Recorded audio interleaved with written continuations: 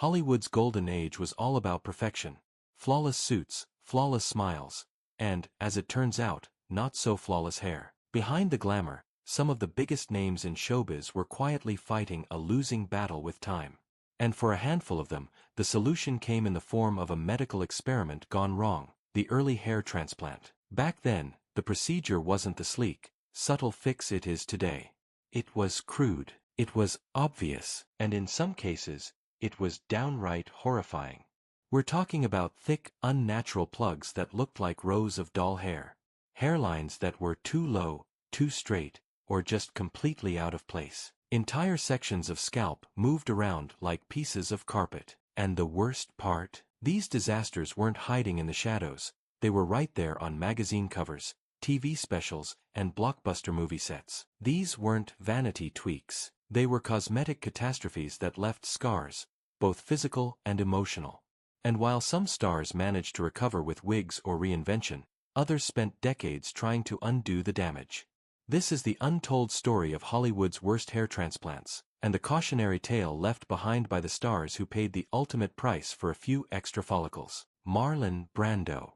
Marlon Brando was a legend, an icon of masculinity, method acting, and mystery. But beneath the powerful roles and piercing stare was a man quietly struggling with a hairline that wouldn't cooperate. In the 1970s, Brando underwent a series of secretive hair transplant procedures that, for years, remained hidden from the public. But when the details finally surfaced, they painted a grim picture. His transplanted hair grew in wildly unpredictable directions and at uneven densities, creating what one makeup artist famously described as looking like grass growing through concrete. The new hairline sat too low on his forehead and didn't match his natural facial structure.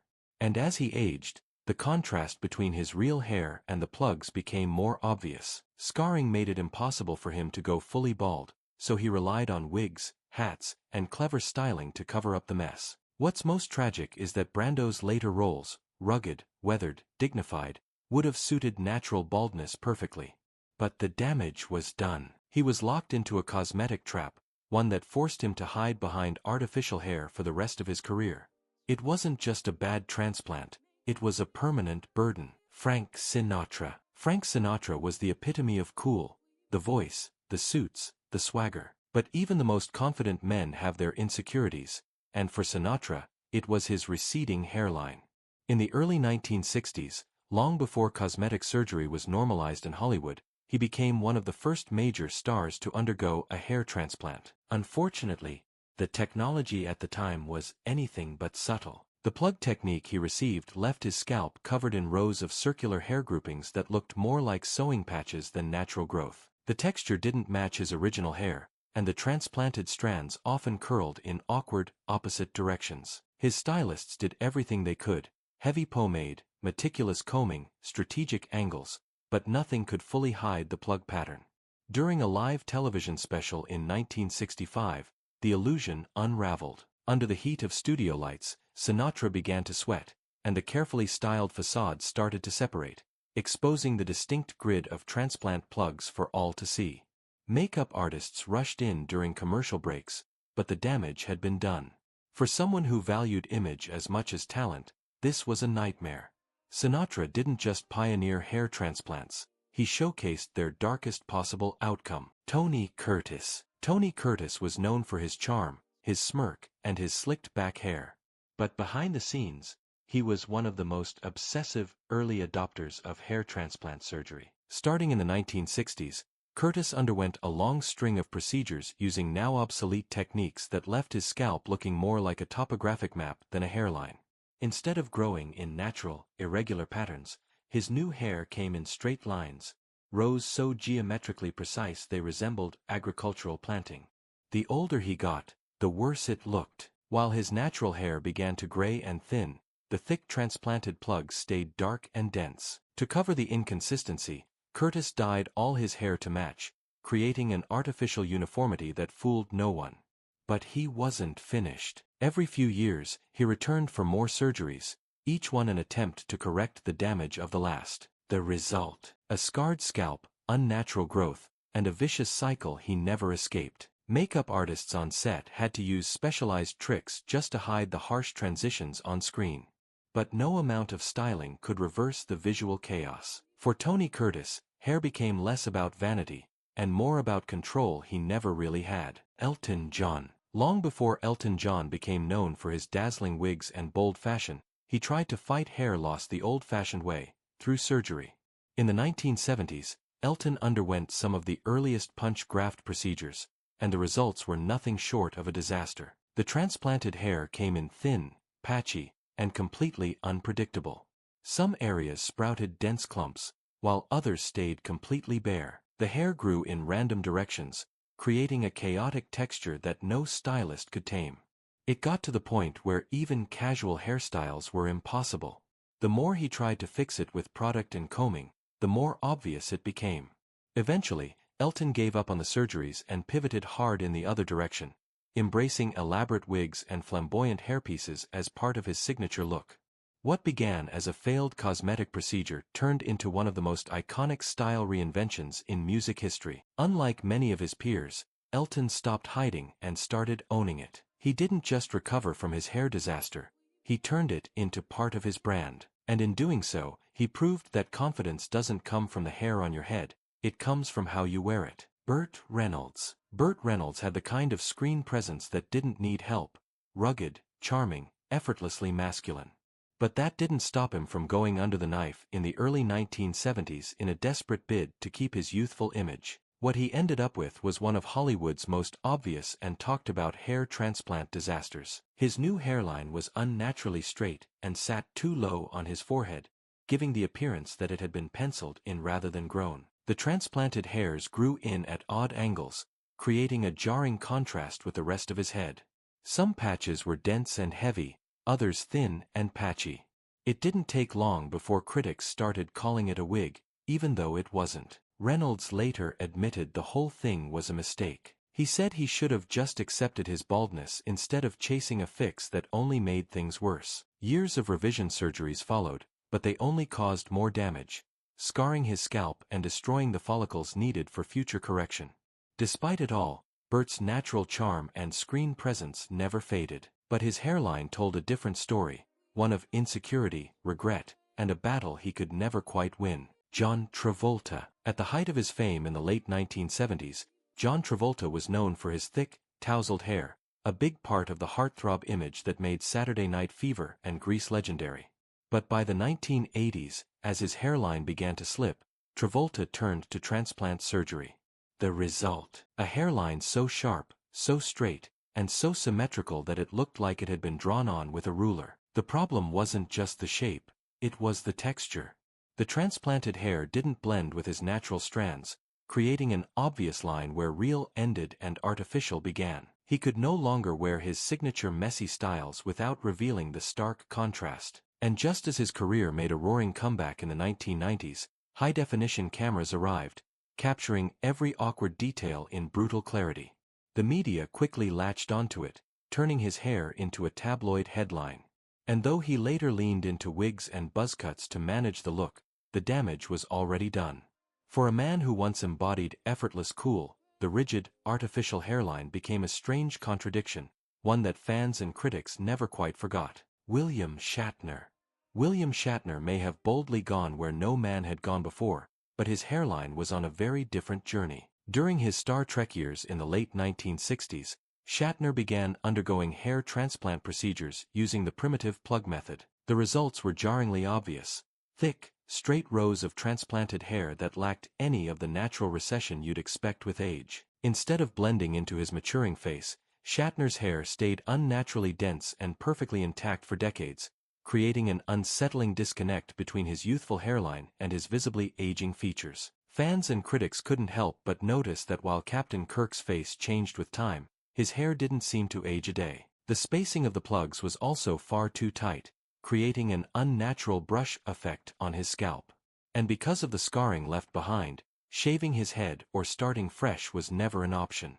Shatner was locked into that artificial look forever. Despite the ongoing speculation and late-night comedy jabs, he never openly acknowledged the work. But his immovable hairline became a legend of its own, one that aged worse than any special effect in the original series. Sammy Davis Jr. Sammy Davis Jr. was a showman through and through, flashy, fearless, and always in control on stage. But when it came to his hairline, things weren't so smooth. In the late 1960s, Davis underwent a hair transplant procedure that left him with one of the most awkward results of the era. His new hairline didn't match his age, his face shape, or the natural pattern of his remaining hair. Instead of a subtle boost, the transplant created a dense, unnatural patch at the front of his scalp, one that looked more like a badly placed toupee made of his own follicles. Under the bright lights of nightclub stages and television studios, the plug lines cast harsh shadows, making the surgery even more obvious to audiences. To mask the effect, Davis leaned heavily on elaborate pompadours and thick hair products. But all that daily styling took its toll, damaging his real hair and deepening the cycle of concealment. By the 1970s, he was combining transplant plugs, extensions, and strategic combing just to create the illusion of fullness. It was a high-maintenance routine for a result that still looked artificial, and for a performer known for charisma, it became an unfortunate distraction he could never fully shake. Mel Gibson. Mel Gibson's transplant came a little later than the others on this list, but the result was just as chaotic. Hoping to maintain his leading man image, Gibson underwent hair restoration procedures that left his scalp with what experts call a forest fire pattern, patches of extremely dense hair sitting right next to bare or thinning areas. The transplant didn't just look uneven, it looked unnatural, like someone had planted clumps of hair at random. The worst part, his new, youthful hairline didn't match his aging face, creating a strange visual mismatch that fans quickly picked up on. On screen, directors had to carefully adjust lighting and frame scenes to avoid highlighting the plug lines. Certain camera angles were off-limits entirely. What made it all more unfortunate is that Gibson's natural receding hairline actually gave him a mature, distinguished look that fit the rugged, world-weary characters he often played. But the surgery took that away, replacing it with a cosmetic fix that only drew more attention. In the end, his hairline didn't preserve his image, it complicated it. And like so many others before him, Mel Gibson learned the hard way that more hair doesn't always mean a better look. Sean Connery. Sean Connery may have played the smoothest spy in cinema, but his early attempts at hiding hair loss were anything but slick. In the early 1970s, Connery underwent one of the era's infamous plug-style transplants. The result: patchy, uneven growth that didn't match his natural hair texture and stood out in all the wrong ways. The circular plug patterns were easily noticeable on camera, and the color mismatch between the grafted and natural hair only made matters worse. For a man known for his rugged masculinity, the artificial look clashed hard with his iconic image. But rather than double down on corrective surgeries, Connery made a bold move. He ditched the whole idea and embraced his baldness. And just like that, something remarkable happened. He became even more of a legend. By fully owning the look, Connery redefined what aging with confidence could look like in Hollywood. He went from hiding behind a failed procedure to becoming a symbol of sophistication without hair. In hindsight, his failed transplant may have been the best thing that ever happened to him, because it wasn't a full head of hair that made him James Bond, it was the confidence to not care. The one thing all of these disasters had in common? The technology itself. In the 1960s and 70s, hair transplant procedures were crude, experimental, and incredibly unforgiving. The dominant method at the time was known as punch grafting, a process where small, circular sections of scalp, usually around 4 mm in diameter, were removed from the back of the head and plugged into balding areas. Sounds simple, but the results were anything but. These round plugs didn't mimic natural hair growth at all. They grew in straight rows, lacked variation, and created a uniform, doll-like appearance that was instantly noticeable, especially under studio lights or on high-definition film. Worse, the transplanted follicles didn't take into account natural hair direction or angle, meaning hair often grew sideways, backwards, or in random swirls. The scars left behind at both the donor and recipient sites were visible for life. Small polka dots at the back, and raised, bumpy lines at the front. And while surgeons were technically trained, very few had any understanding of aesthetics. They treated these procedures like patch jobs, ignoring how things actually looked in real life. In the end, the technology didn't just fail, it betrayed every star who trusted it. While the physical results of these transplants were bad enough, the emotional toll they left behind ran even deeper. For many of these stars, the damage wasn't just to their scalp, it was to their self-image. What began as a cosmetic fix quickly spiraled into full-blown obsession. They became consumed with hiding the flaws that surgery had created, often spending hours with stylists, makeup artists, and lighting crews just to maintain the illusion. Some developed symptoms we now recognize as body dysmorphia, constantly picking at their appearance, obsessing over angles, or avoiding close-ups entirely. Social events became a minefield. Public appearances were choreographed down to the lighting. And in some cases, these hair disasters even affected their careers, limiting the kinds of roles they could play or the way they could be filmed. Hollywood, always quick to adapt, built a whole ecosystem around the problem. Studios hired specialists whose only job was to disguise hair issues, using makeup to hide scars, adjusting stage lighting, even reshooting scenes to avoid a bad angle. There were photographers known for making hair plugs look normal. But behind all the smoke and mirrors, one truth remained. The more they tried to hide it, the more obvious it became. In chasing youth, these stars unknowingly became pioneers, test subjects in a cosmetic era that hadn't quite caught up with its promises. They took the risk so others wouldn't have to.